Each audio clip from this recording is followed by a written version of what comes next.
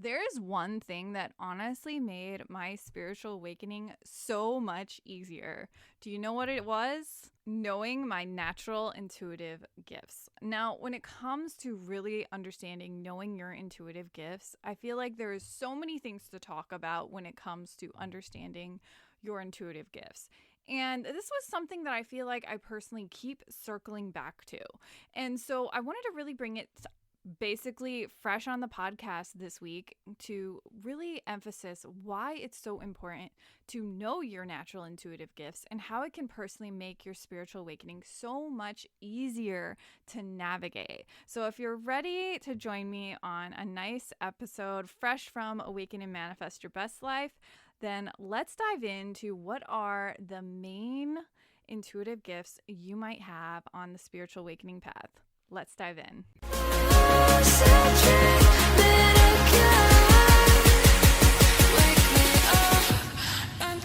Okay, hey guys, it is Ashley here from theawakenstate.net. If you don't know me, I love to talk on all things related to energy work, spiritual awakening, kundalini, and most importantly, mindset. Now, when it comes to knowing this particular topic, I think I just want to dive headfirst into it, okay? So when it comes to understanding, how do we know what is our natural intuitive gifts? Now, if you were with me during our challenge back in October, this was something that I started exploring with our focus on intuition. And our focus on intuition was really about understanding how can we personally learn to understand our intuition better through knowing that we each have a unique way of accessing our intuitive gifts. Now, to piggyback on that exact topic, if you remember the Reclaim Your Intuitive Power Challenge, I want you to start exploring this even further by looking into what might be your specific empath type. Now, when it comes to understanding your empath type, this is a unique and a very broad topic. There is I started doing my own personal research and I didn't realize that there's so many different names for the same thing. So for the sake of simplicity, I'm just going to focus on a few of them that are most renowned, and you know them too, but we're going to break it down even further if you are new to the concept of an empath. Now, the common vernacular of being an empath is about feeling everybody's everything. You're feeling the emotions of people around you, or you feel the psychic energy of a person around you, for example. Now, when it comes to knowing different types of empaths, what we might not realize is that some of us have different strengths or weaknesses when it comes to knowing our empath type. So I wanted to break it down for you really simply on what are those main types and how we can start to work with them. Okay, so let's dive in. Now, the first one you might be very familiar with. This is the emotional empath. Now, the emotional empath's strongest ability is focused on clairsentience. Clairsentience is all about clear feeling. It is about feeling the emotions of other people. So when it comes to understanding this particular sense of empathy, we might be feeling like the sensations of our loved one. We might feel physical pain. We might feel the emotions and suddenly cry and not know why. So this is more of the classic empath. You're very familiar. We are all very familiar with the emotional empath.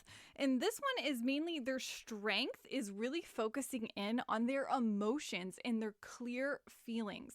So when it comes to knowing this particular intuitive gift, it is always about understanding, how are you feeling? Do you feel light? Do you feel heavy? And so forth. So for this particular empath, this one is the classic be-all end-all of what we think an empath actually is. However, it goes so much deeper. Second type of empath that we can have is mental empathy. So understanding mental empathy is, just as you guessed it, it is all about clear knowing and understanding claircognizance. It is understanding ourselves from a level of just knowing what is the right action to take. It is knowing your intuition so profoundly that you just know what is the right action, what is the right thing to do. You just know that the keys are right where they say they are. Just understanding that you just know things and you have sudden insights or sudden downloads, or you have this basically you know truth or hidden truth, and it just comes to you as a form of like an intuitive download into your body.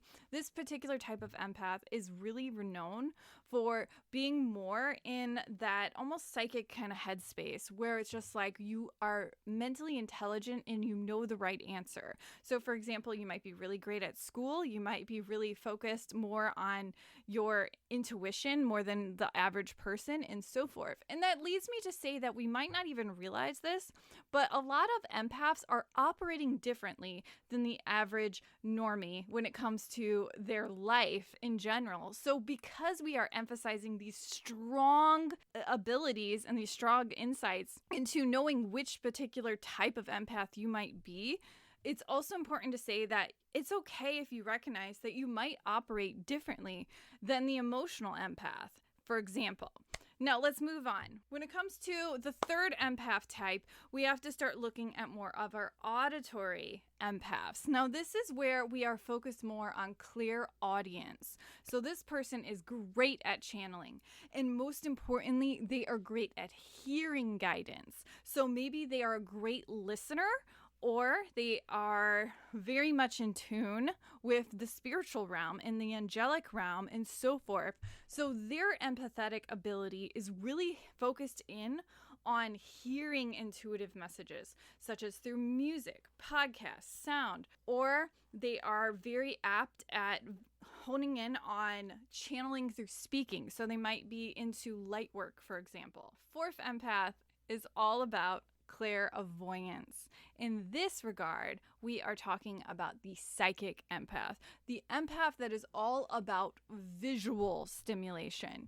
This particular empath will receive their downloads in the forms of visions or in the form of their imagination. It will come through in a very beautiful way of either a vision or disguised as a hallucination, or just basically they are let loose with their imagination and they start coming up with basically solutions or ideas or insights, and they may just have vivid dreams or a strong visual imagination, but it often comes through in dreams, imagination, and anything in their mind's eye. Now, when it comes to knowing the next particular empath, I think this one is kind of a very unique blend of learning about being a kinesthetic learner. And when it comes to being more hands-on with learning, we have to really embrace our sensory empaths. So these empaths are all about the environment around them. And because of this, they might focus more on the physical world, animals, the environment, nature, and so forth. So this particular empath is all about understanding themselves through sensing. So using their five senses, being very tactile, very hands-on, and so forth. So for them, they might even have bizarre things such as psychometry, where they feel an object and get a sensation from that particular memory of that object. They can also have something as random as where they feel like, this is something that my son does because he's very much this particular type of empath, is he gets an idea by fidgeting around with things. So he has to play with a fidget or do something with his hands and be very hands-on about something.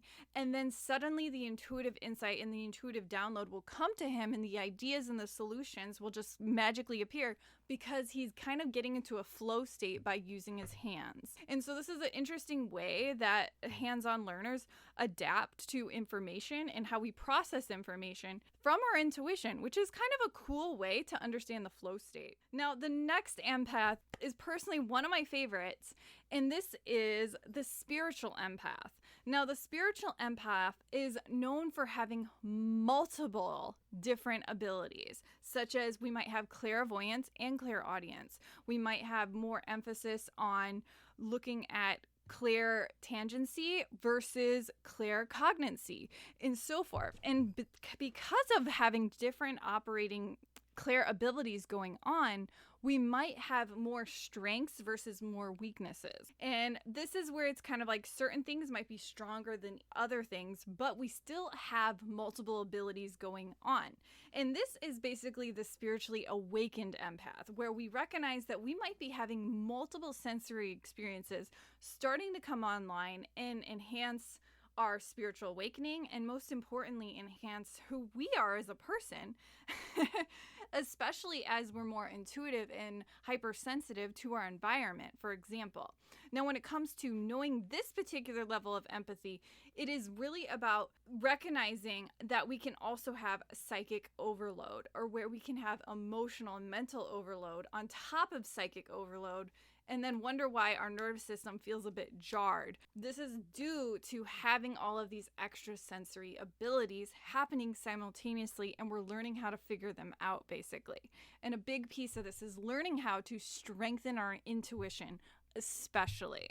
Now, if you are this particular empath, you might recognize that you are in the process of a spiritual awakening. So if you are identifying with recognizing, well, I feel like Ashley, I have all of those sensations. Like, I feel like I often channel and I have the visions, and I focus on being more hands-on when I get into the flow state. And I recognize that I do have that clear knowing that it's very possible that you are experiencing a spiritual awakening, or you are a spiritual empath in general, and you're more tapped in and tuned on to the different literally dimensions of consciousness happening around you, because you're operating more from a different way, where you literally are in tune with the subtle world of energy. And so those are the main empath types that we can often experience. If you are interested in learning more about these topics about empath types and different intuitive abilities, I highly recommend that you take my new free quiz that I just created over the last month called the Empath Quiz. And it helps you figure out exactly what is your strongest intuitive gift, and most importantly, what specific type of empath you may identify with. It is an awesome in-depth quiz that takes you behind the scenes of knowing how to identify what is your more consistent strength in your intuition, and how you can understand and personally identify with which empath type you literally connect with in terms of your identity. And it is a great quiz to understand basically your intuitive gifts and how to move forward. And I do include an in-depth guide on how you can personally use that, how you can identify your shadows, and also identify how you can start to work with that particular strength in your given life. So it is a great tool of resource if you are having a spiritual awakening or you identify as an empath. I had a lot of love and care in making it, and this one is particularly close to my heart because I feel like, as someone who had a spiritual awakening, I wish I would have had that guidance to know what is my strongest intuitive gift and how can I use that as a tool in my life to personally navigate easier. And that's really what it's about, right? Is how can we personally navigate our spiritual awakening easier? So if you like our videos, please hit like, subscribe, and I'll see you next time.